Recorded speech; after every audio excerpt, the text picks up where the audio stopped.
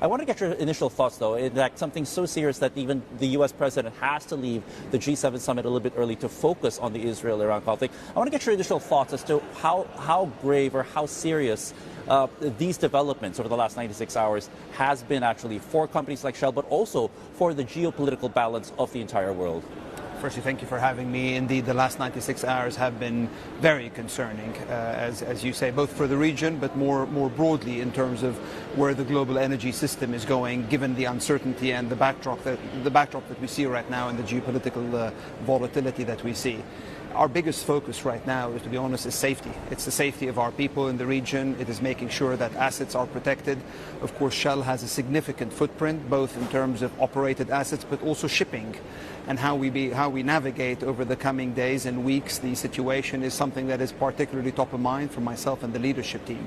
We're also looking at how we can continue to support our customers to make sure that they get the energy that they expect at times like this. And so we focus very much on what we can control, and what we control right now is to leverage the diversified nature of our energy company to be able to deliver to customers west, east, or even in the region itself, and to make sure that we uphold our commitments. Right, and your operations, because Shell does have significant operations in the Middle East and across the Gulf region. Can you update us as to whether or not most of your personnel and most of your assets are indeed secure at the moment, and can be so for at least the near future? We very much continue to monitor the escalating situation, as you say. As to where we stand right now, we continue to be confident in the safety of our people and the assets. And of course, we are in very close contact with governments across the regions and in the places where we operate. I think for avoidance of that, we don't operate in either Iran or Israel, but it is within that region itself where we are worried just about how the escalation might result in new elements that we hadn't considered. So the team, our security teams, are very much in touch with the assets and continuing to make sure that people are ready to be able to take the necessary actions at the right points in time. And just to show how unpredictable it's been over the last 4 to 5 days, actually, before the weekend, actually, there was talk about oil languishing below $70 a barrel because of softening demand. And then you see just how fragile and how impactful a geopolitical shock like this can actually have on energy markets. Again, does the recent volatility in oil prices at least make things a little bit more complicated for Shell, not just in terms of planning long term, but even executing on some of the projects that you have right now? For the last, let's say, 2 years, we've been talking about this sort of volatility amidst the geopolitical uncertainty. Of course, you have Russia-Ukraine that is still a heavy element in that. Now you have the escalating tensions in the Middle East. You have the geopolitical tensions between West and East. And all of that continues to play.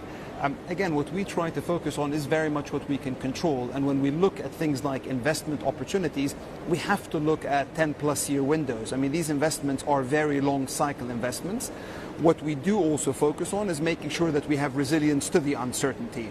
We continue to drive discipline in areas like capital. We continue to drive costs down. Importantly, we continue to strengthen the balance sheet, because it is times like these where the uncertainty is heightened that you need to be able to have the foundations that allow you to navigate that uncertainty. Now, you earlier on, you just came off of a panel where you actually tried to highlight the importance or the growing importance of this for natural gas when managing some of these energy transition policies or programs that various governments are trying to embark on. And in fact, recently you did say that perhaps we shouldn't be viewing natural gas as just a transitory fuel. Can you expound on what you actually meant by that? We think that gas and LNG are going to be critical in the energy transition. So global demand for energy is going to be growing at around 0.4% per annum. Global demand for gas will grow at around 0.8% per annum, so double that.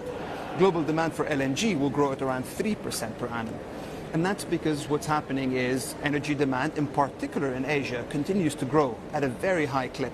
I mean, this is the basics. People who today do not have access to owning a car or being able to travel will, over the coming years, through to 2050, be able to have more of that access. We see a third of the world population today moving into the bracket that they can afford an air condition, a car, and so on and so forth. That is what is underpinning the energy demand growth. And gas today is able to offer secure, affordable, and importantly, lower carbon energy for the future. And that's why it is one that is going to continue to be with us for decades to come. I've said very publicly, I think the biggest contribution a company like Shell can make is through our LNG sales. We're the largest private player in LNG in the world, and we continue to grow that and expect to do so by over 4 to 5% a year every year between now and 2030.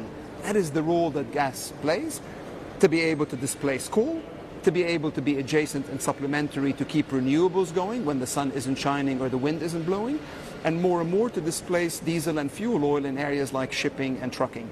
So a very exciting and bright prospect for gas for the future.